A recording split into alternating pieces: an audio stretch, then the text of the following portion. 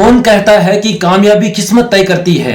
अगर इरादों में दम हो तो मंजिलें भी झुका करती है। नमस्ते दोस्तों, मेरा नाम है आर.के. चौधरी।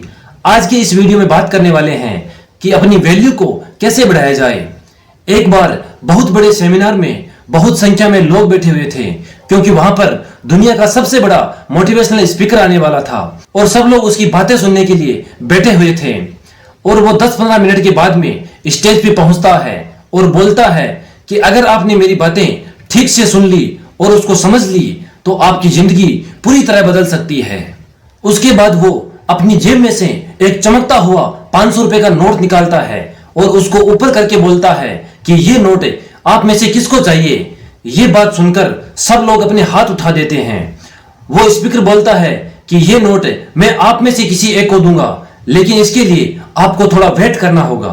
अब वो स्पीकर उस नोट को अपनी मुट्ठी में बंद कर लेता है और थोड़ी देर तक रगड़ता है। उस नए नोट में सल पड़ जाती है।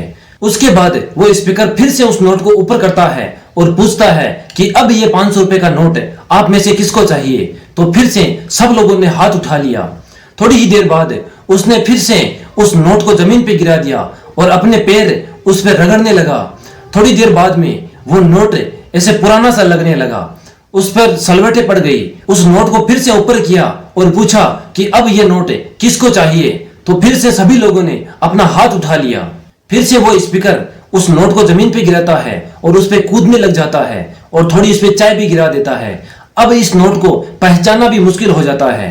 फिर भी उस स्पीकर ने जब ऊपर करके पूछा कि ये नोट अब किसको चाहिए, तो लोगों ने सबके सब हाथ ऊपर उठा दिए, बोले हमको चाहिए। कितना भी गंदा पुराना चाय का दाग लगा हुआ, चाहे कुछ भी हुआ, लेकिन वो अभी भी 500 रुपए का नोट है, उसकी वैल्यू कम नहीं हुई है। इसलिए जिंदगी में कई बार झटके लगते हैं, हमें असफलताओं का सामना करना पड़ता है।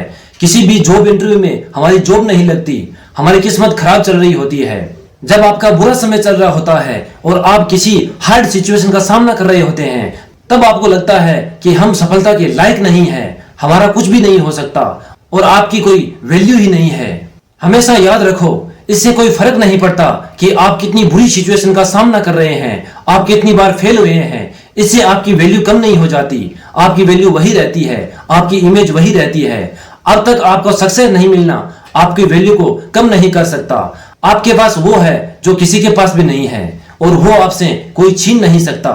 आप अभी भी अपने बारे में लो फील कर रहे हैं, कोई टेंशन मत लो। जो लोग आपको पहले अच्छे समझते थे वो आपकी वैल्यू को अभी भी वैसे ही समझते हैं जैसे पहले समझते थे। और अपनी वैल्यू को समझो और कुछ नया करके दिखाओ। और लास्ट में यही कहूंगा जो आपसे अक्सर कहता हूं कि अपनी सच्ची मेहनत और ऊपर वाले के आशीर्वाद के साथ कर दिखाओ कुछ ऐसा कि दुनिया करना चाहे आपके जैसा।